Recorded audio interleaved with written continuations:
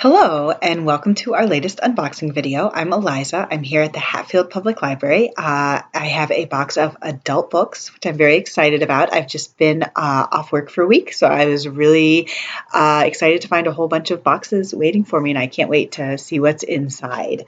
So, adult fiction, adult nonfiction.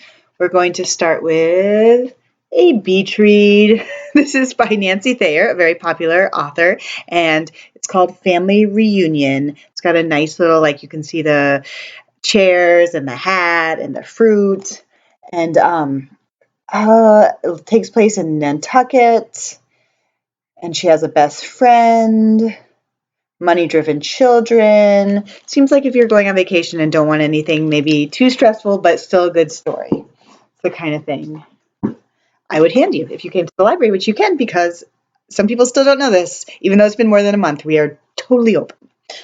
The Damage, a novel by Caitlin Wearer. Tony has always looked out for his younger brother, Nick. Oh no. Wow, so Nick ends up beat up in the hospital. And, At one moment, Nick was having drink with a handsome stranger. The next, he was the center of an investigation threatening to tear apart his entire family. That sounds very intense. The Damage. I guess that's where the title comes from. The Invisible Husband of Frick Island. That's a great title. Colleen Oakley. A little bit different style of I definitely remember this one. So this is a woman who lives in a remote town in Chesapeake Bay, and her husband's crab boat capsizes and his body isn't recovered, but she keeps behaving like he's still alive. She cooks some breakfasts and they go out to dinner every week, except he's not actually there. And so the townspeople are kind of like, what? What's going on? And I would guess maybe as a suspicious sort, because they never recovered his body, maybe at some point he's actually going to turn up for reals. But I don't know that because I haven't read the book. I'm just guessing. Somebody's Daughter, a Memoir by Ashley C. Ford. Through poverty, adolescence, and a fraught relationship with her mother. Oh, Ashley Ford wishes she could turn to her father, but he's in prison. Oh my gosh.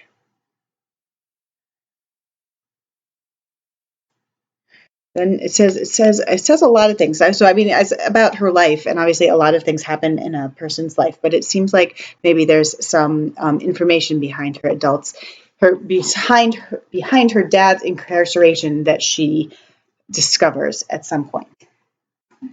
Sunshine Girl by Juliana Margulies.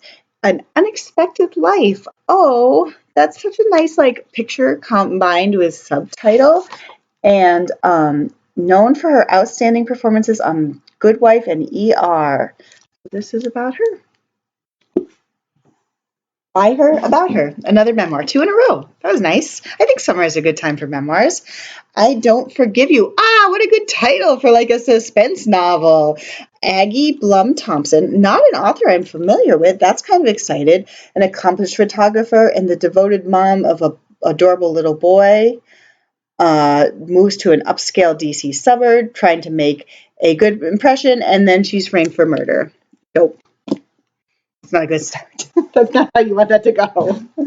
Ooh. People are going to be excited about this because this is the author of The Silent Patient. This is a really big book. I read this book straight through because it was like, what is going on? And this is the new book called The Maidens by Alex Michaelides, and it's got a really great cover. It's not really what I was to expect because it's like a statue, but then the statue has blood on its neck.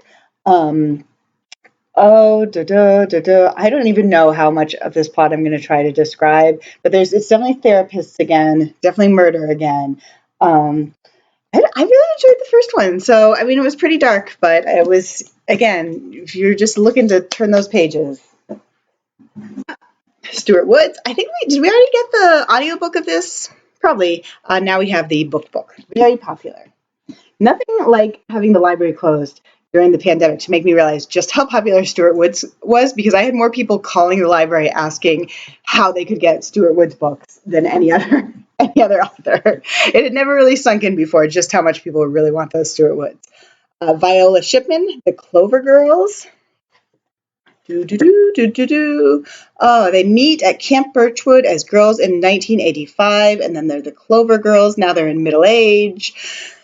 And they have struggles with marriages, their kids, their careers, da-da-da. And then they all get devastating news, and they have to try to repair their relationships. The cover is very evocative.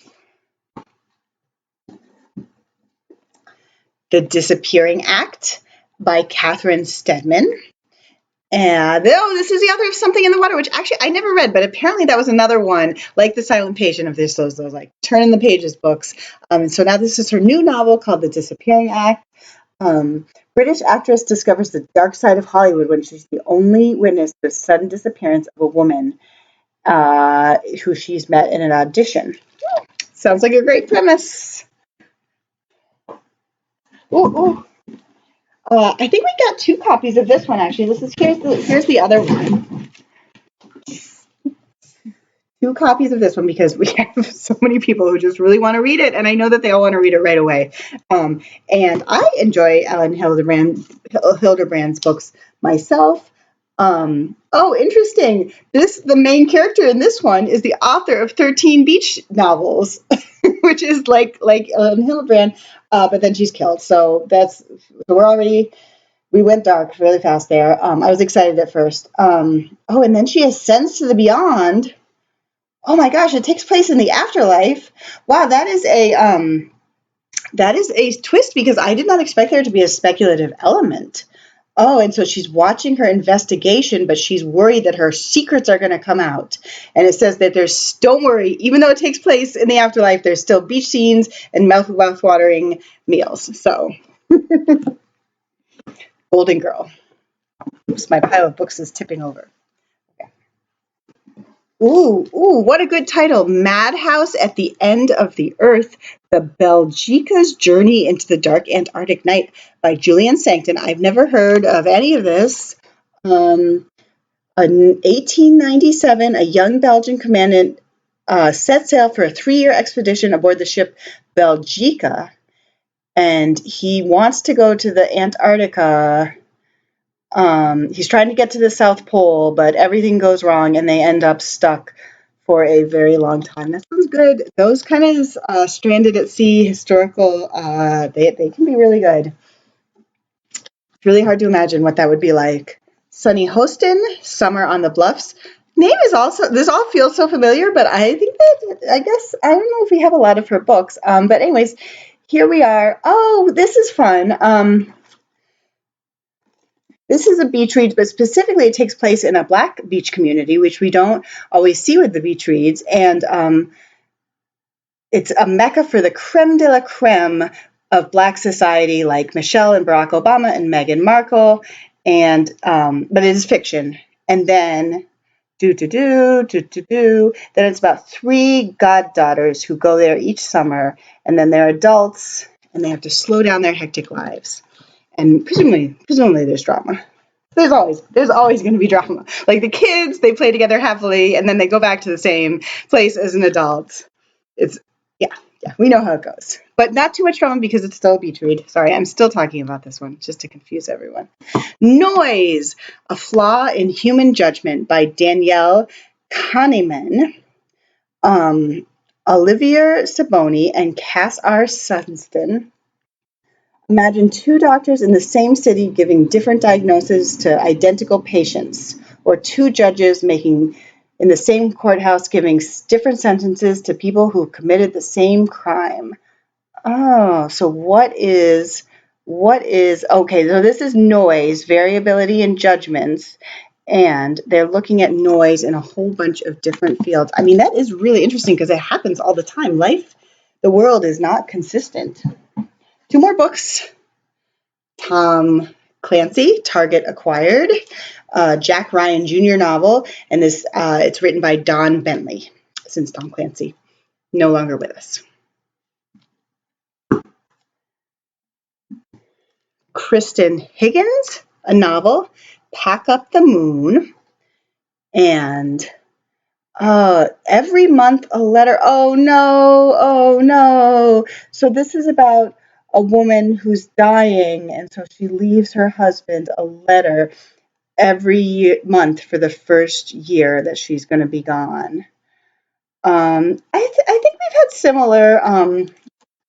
had similar premises for past novels. And yeah, it says funny and heartbreaking, which seems like probably it would be. I mean, maybe a little more heartbreaking than funny, but you know, the authors are very clever with working the humor in to surprising places.